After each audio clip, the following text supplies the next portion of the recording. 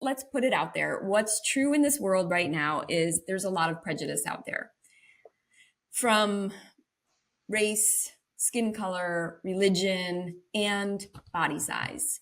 So what you're doing, what you've been up to, I don't know how long now, but as long as I've known you, is taking a stand for folks, right? Taking a stand for people that have probably endured a lot of prejudice in their lifetime. So with Right. that, I'd love for you to just kick it off and tell us about that. What does that feel like? What does that look like starting from when you were young? Yeah, I mean, I think that part of the equation where, taking a stand, it started by sharing my narrative. That meant writing. It just meant Mm. writing authentically about my experience of living in a larger body as a kid and as a mom and as just a human being. Right. And from that platform, then I knew that I could share more.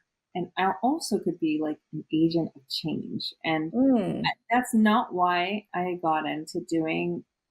I mean, I didn't start with that intention, Right. but it felt like such a need. I mean, right now, the only state that has banned weight discrimination is Michigan.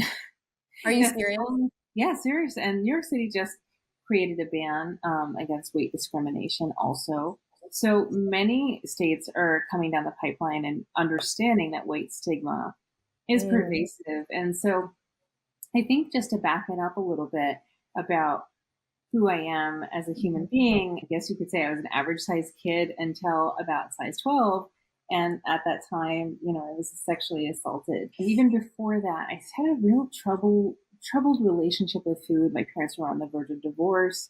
I Mm-hmm. literally hide in the pantry and binge. So Mm. what I didn't know at the time, because as they did back then, they would often just say, well, just eat less, move more. There's this Right. diet program. You should try it. What I didn't know at the time was that I was struggling with an eating disorder called binge eating disorder. How old And were you, Cara? 9 when my symptoms started. Okay. But the other part of my health equation is that I also have a condition called lipedema. Mm. And so lipedema comes on at puberty and any kind of major hormonal shifts. So my binge eating disorder was in full force as a 12-year-old. And then again, when I was pregnant, when I was sleep deprived, when I was a new mom, and Mm. I didn't know these things. And so anyway, my body looks different than a lot of folks. If you see a full size photo of me, you'll see that I'm very small on the top and large on the bottom. And Mm-hmm. it doesn't matter. I mean, I could starve myself for 4 months and my body would look very much the same. Right. So that's And part of, go ahead. sorry, but you didn't discover anything about lipedema until you were an adult, right? Yeah, it was actually just like 3 years ago, I think Right. now. I wrote a story for Backpacker magazine about being fat shamed when I was doing 100 miles of the long trail, which Oh my God. the long trail is a beast of a trail. It is in total 273 miles. I only did 100 miles of it, which is still like, Only 100 miles. Hmm.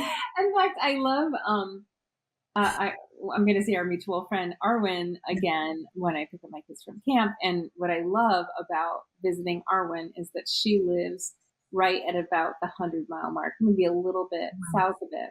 Hmm. As I'm driving up Vermont, I mean, this trail goes along the ridge line of the Green Mountains. I'm driving and I'm like, I've done that. Like I can look at the ridges of the mountains and I'm like, I have climbed all the way from the border of Massachusetts all the way up to Rutland. What a Um, feeling that must be of it accomplishment. is.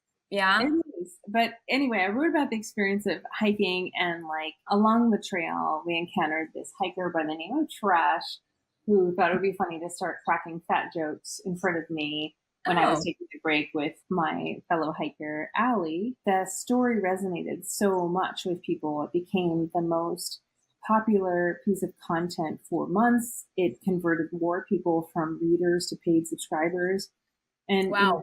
in fact, it also generated so many letters to the editor just thanking him for including a story that looked and felt like many of the readers Yeah. because they wanted to start changing the narrative that a hiker is a tall, lanky white man who will hike to the ends of time. Right, right. But that article got so much response. One of the responses was life changing. She saw my image, which was an image of me from the back.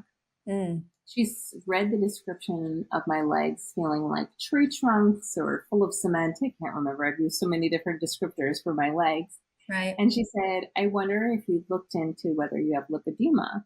Hmm. And so, of course, I Wow. went down the rabbit hole and I found that out. So it goes to say that representation matters. It can be life changing for people. Yeah. And also, like, it really, that experience shines a light of, like, all my life, I couldn't be more open about Yeah. my body, right? Right. Putting it out there on Good Morning America, putting it out there in the New York Times. Right. And yet this is the first time that someone came to me and said, I think you might have lipedema.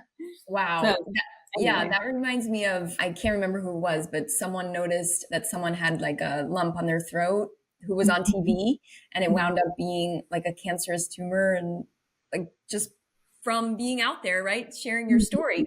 So also what's crazy is, what was the guy's name who was cracking the unfunny joke? trash. Trash? Yeah. Serious? Yeah, that's Okay. really his hiker name, which I'm like, oh, thank you for that metaphor. I really appreciate But it.